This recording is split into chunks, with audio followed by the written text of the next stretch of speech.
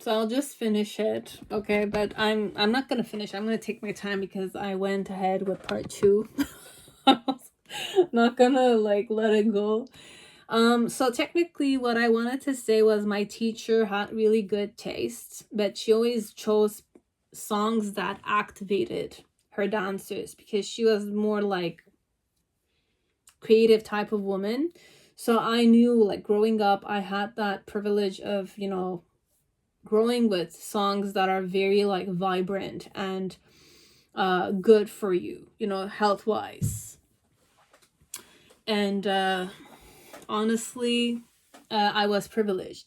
So during COVID, my teacher retired, so I didn't have that element of dancing with vibrant music, because when you dance with the music, you go in sync with the music, right? So if it's a vibrant music, you stay vibrated because your body is in sync with that type of energy.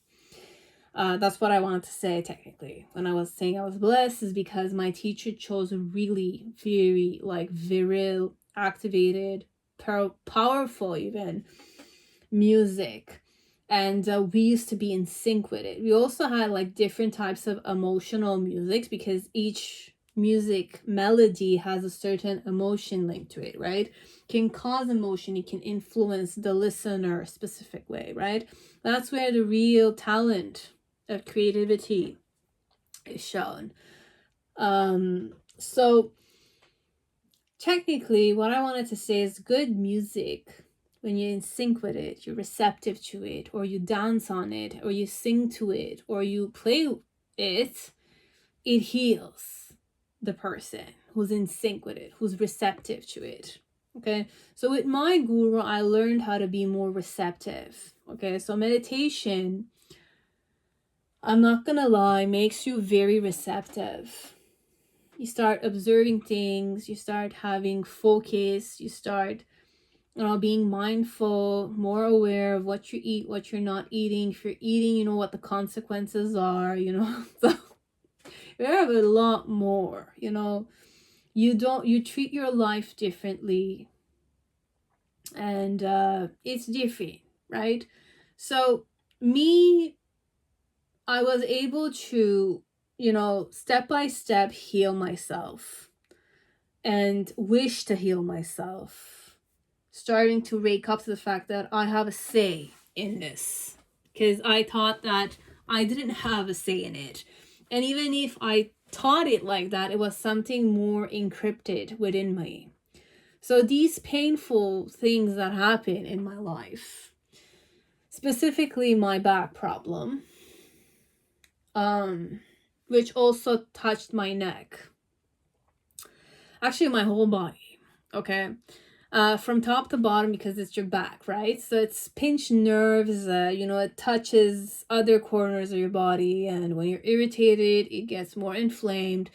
Sometimes the weather influences it, which is completely normal, but it's part of life, like I need to struggle with this. This is my thing that keeps me going, okay? So I wanted to heal it a lot. I did a lot of I start walking different, like I changed my lifestyle. I need to change my environment too, sooner or later. And I wanted to be free, to be myself. And the main reasons I realized my back problem was the pressure I was putting on myself, high expectations of myself, people-pleasing tendencies, which were kind of like I grew up in them, but I didn't believe I was a people pleaser. Imagine. Then again, I'm not just a people pleaser. I was more like a perfectionist person. When you're a perfectionist, you just see yourself as a perfect being, right? You're not a human being. You're a perfect doll, like you act the way you have to. And it's all mental stuff. I was very mental for all my life, practically, until I had to wake up to the fact that being mental is not the end of the, it's not serving my purpose, it's not serving my health, specifically my health. This obsession, this delusion, this shame, this guilt, all the stored emotions within me. And I'm 100% sure my guru did take care of a lot of it. All the meditations I did, he took care of a lot. And it's not only him, it's like Isha Foundation helped a lot in this. All that's happening is because of Isha Foundation. You know, it's not just a guru, he's many people. You know, it's many people who are devoted to it. So those who have difficult problems in their life, they want to give themselves a new beginning. They're eager to go through the pain, to struggle, or to gain pain, or something happens to them. You know, but no harm be done. You know, it's hard to say it, but the thing you just don't understand is that you're harming yourself. You're the one harming yourself. The karma you're in, environment you're in, if you don't have a kind of like epiphany or like a near-death experience, self-destruction, all these kind of stuff, you're not going to wake up to a better you. You're not going to wake up to your patterns. You're not going to wake up to your thoughts. You're not going to observe yourself. You're not going to have that introspection element going on. So in my case, I wanted to travel after my injury, okay? And I wanted to travel somewhere where there's like a boat, because I like to do cruises, okay? I love to travel. Mainly, I love to travel. All inclusives, I like to go for cruises, I like to go like Europe trips, all these kind of stuff. And I like to go like far away, exotic Asian places. But with my back, like I'm double thinking before taking long flights because it's pressure on the back, right? For long periods, no walking. We're gonna walk for 14 hours. You know, where are you gonna walk? And also, it's very crucial for me to, you know, strengthen my back, get flexible again, do mobility exercises, you know, like keep regulating my emotions, because I was a very delusional person. I didn't talk with the guys I liked. You know, it's a lot of healing I went through, but I had to go through a lot of pain because these were all stored up emotions. I strained my body when my body was completely healthy. I strained my body. I had stored up emotions in my body too. And I caused this stored up emotion and this straining of body, not taking my body for, like, taking my body for granted equal me straining my body when I'm doing like kriyas. You know, it's not the kriya that's it. You know, it's me who's doing the kriya and I'm forcing my body into it. You know, so hence why it exploded in the form of pain, and not just simple pain. immense pain. Trauma. It was traumatic. After the first big trauma, I was able to get back to it, okay? Because I went to Isha Foundation and I started another type of Kriya, which was the Isha Kriya, which is more like you're not your body, you're not your mind. But with that Kriya, I didn't like how vulnerable I felt, how empty I felt, how old I felt somehow. I felt old and ugly, but I wasn't ugly, but I felt ugly when I took pictures of myself. I couldn't take selfies. I did not feel comfortable taking selfies, but because it's the intention. You're not your body, you're not your mind. So it's that kind of it's Isha creation, it's Isha Kriya. But why I share it with you guys is because it's a Kriya you need to activate in your body and see how you cope with it. But once you have disconnected from them, and you focus on your life, you wake up to the fact you need your body and you need your mind, because these are things that make you alive. It's not about death. So even the Kriya, this is my discernment, helps you wake up to the fact that you are alive, right? But there's death anytime soon, but you're alive, right?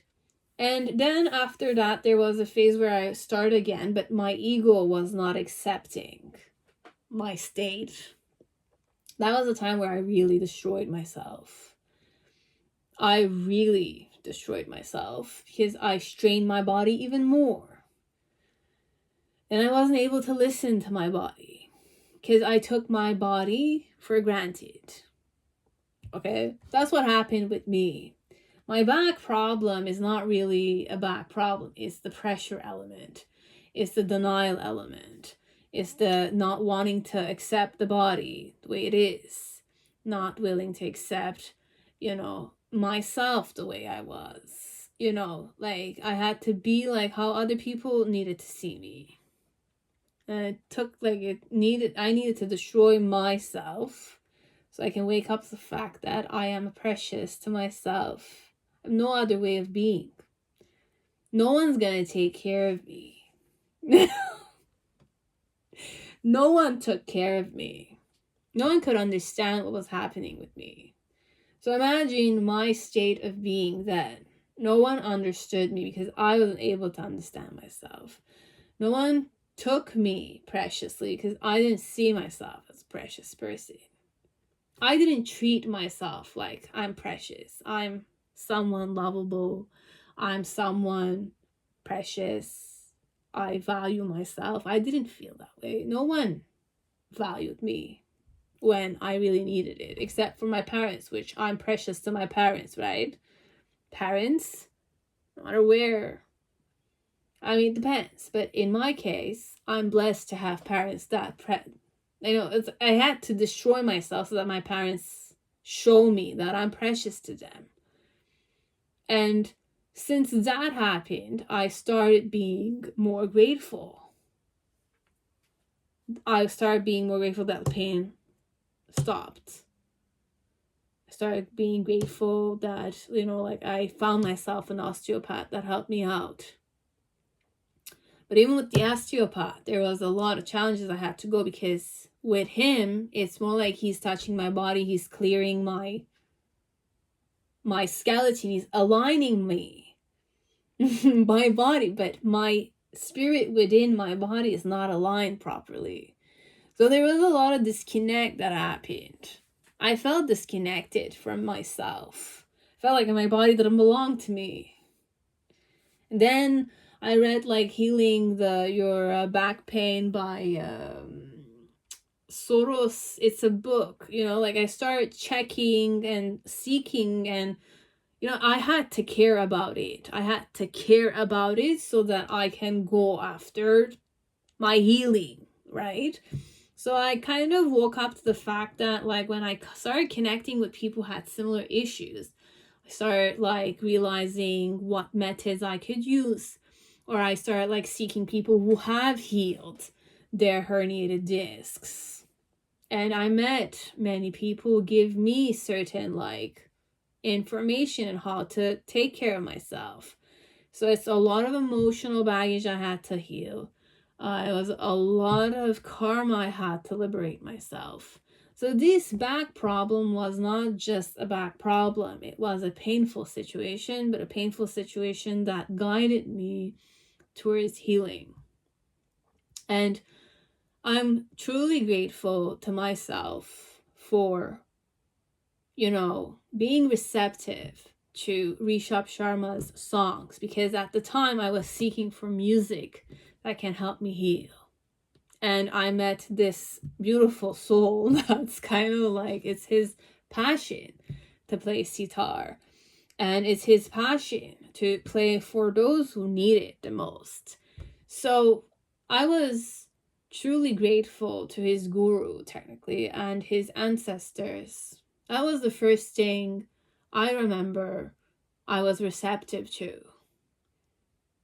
when I first legit sat down and listened to it, because he was on a shore, like I was listening to his song, but it's short, you know, like just continue on, like on shores, you know, like not the same, the whole music, it's not the whole frequency you need to hear so that it can impact your body, your energetic subtle body perhaps too, because it's music, it's frequency, it's ethereal thing, you know, it's the space element and the heart chakra. So when I listen to his song, and many of you, if you have, you know who it is, then obviously you know what I'm talking about, or you have your own way you approach it. And this was just me listening to him from, you know, like his live show. Okay, so it's a video though, it's not with him. So when I listened to him, I sat down, like I said, I'm gonna give this like song a chance, and I wanted to be receptive to it because it's what it said, you know, like mental health kind of stuff. I was like, okay. And he kind of like, I did some research, he had like a guru and all, and I have my guru, so I'm like, okay, it's not gonna be that bad.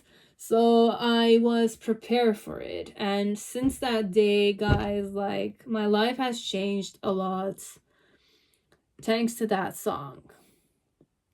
Because it's about courage. It's about facing your fears, right? It's facing yourself, wanting to grow, that kind. So when I listened to it, I really like felt it in my core, and I felt my arms just want to go up and like open myself up like a flower when I listened to this song of his. And I felt a big like activation in my chest area. And I felt energy of love, which is so pure, so loving, and ancestral somehow. There's wisdom to it.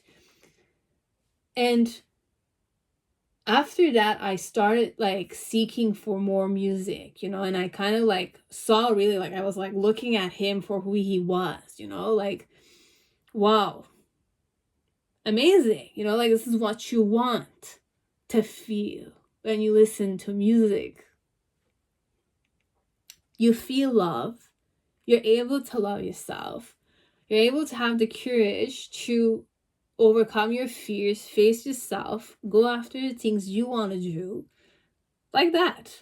Okay, so that's when I started listening to him, and I saw that like in my life I was able to have my shit together somehow and do what I wanted to do. So I went on this cruise. I was really nervous about it, guys, okay? Like, I was nervous on how my body was gonna go with the waves and all. I love cruises. And I was so happy to see that, you know, like, I was okay. And I was so grateful I went on this cruise with my mom. And I came back. But what motivated me somehow was the music. I wanted to do it, but I couldn't do it. But the music, I started listening to it every day. Okay, guys, like, don't look at it. It's just not, doesn't, like, the main impact is the first time I listened to it. But there was a lot of beauty in it, okay? So it awakens the beauty within yourself. It awakens connection with Mother Earth, you know, connection with life. And I had a tendency when I used to go on a walk, like I would listen to his music all the time. There would be sunset, sunrise, the sun up there. Anywhere I would walk, like on the grass, like on the grass specifically when I would ground myself, because I do that whenever, you know, I could do it. But when I combined it with his music, their music, it's not only his, their music, because there's several people. It's not only him who's the sitarist, you know, it's not just the sitar that's in the song. It's his colleagues too. It's the bass, it's the piano, it's the flute. it's a group of people. It's not only him. He's the main model, let's say, but he is the main guy because he's the one that is putting this out there, which is amazing. Thank you so much. And I'm pretty sure, like, I'm not the only one talking about this. There's a lot of people. But why I'm talking about this is because I said this time around, I want to see him in person performing it. Okay. And I traveled to where it was sold out anyways. I kind of got a resale ticket. It was last minute, guys. Everything happened last minute. And I was grateful that I had like my days off properly on the day he was gonna perform.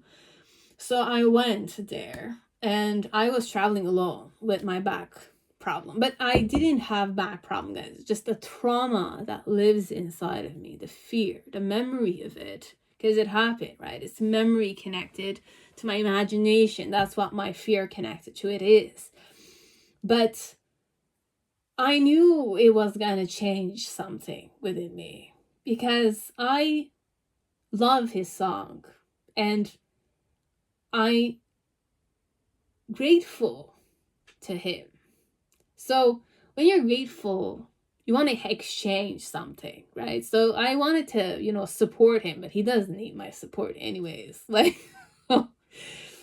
but in my way, I bought this ticket and I invested in this trip. And I felt safe enough, secure enough to enjoy myself.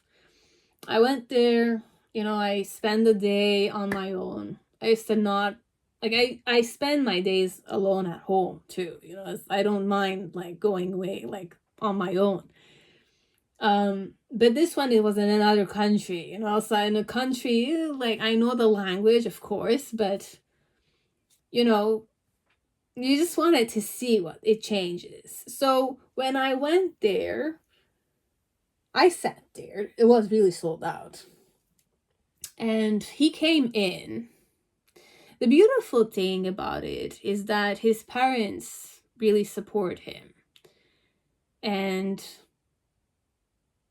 it's amazing how they support him. But how he makes you feel in the crowd. He purified the space, which was amazing. Because you need to purify space. So you can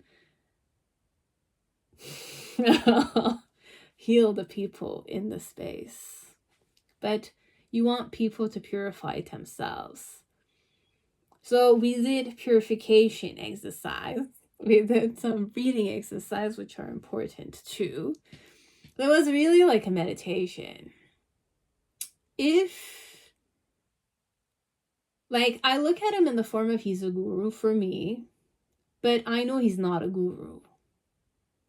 I know what lives in, I connect to this like this. I acknowledge the guru who's inside of him.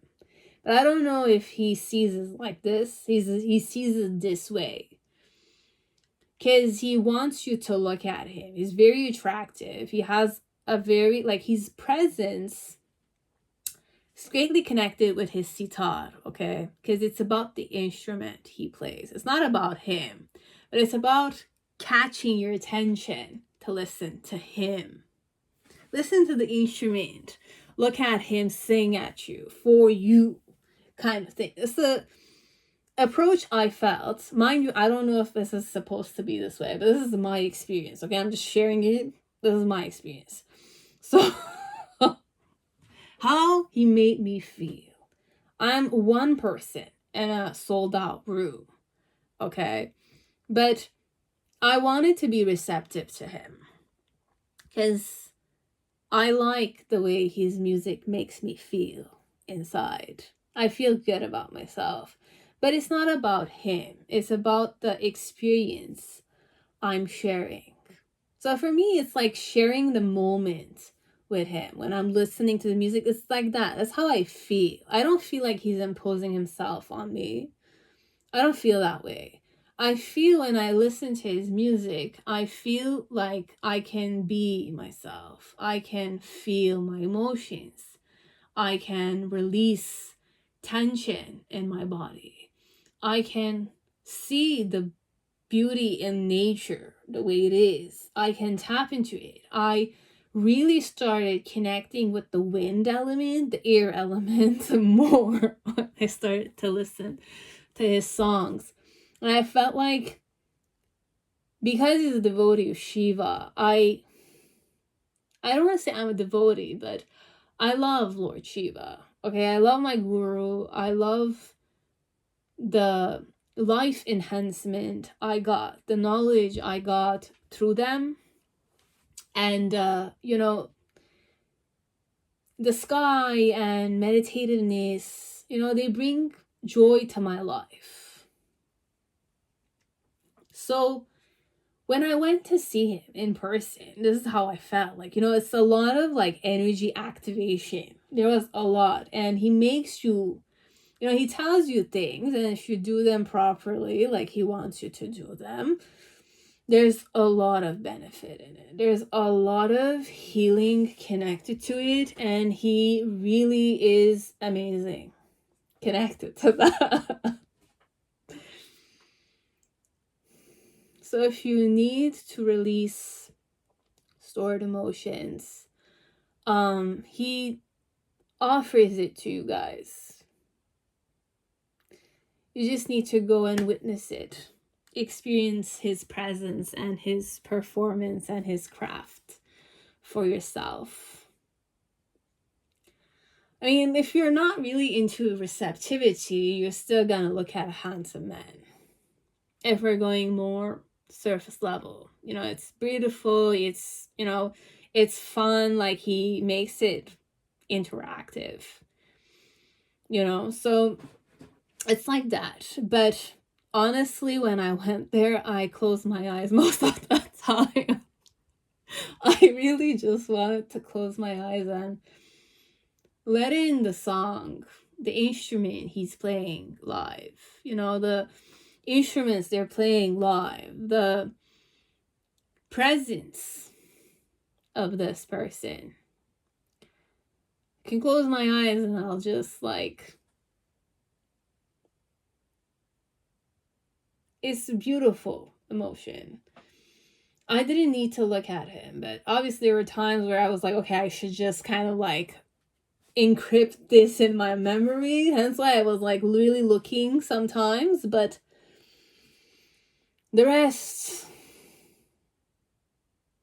is really beautiful, guys.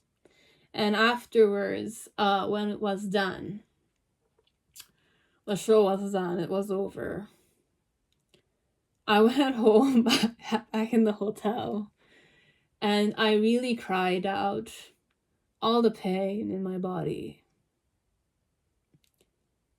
Because the activated energy was meant to heal me. So it was really beautiful.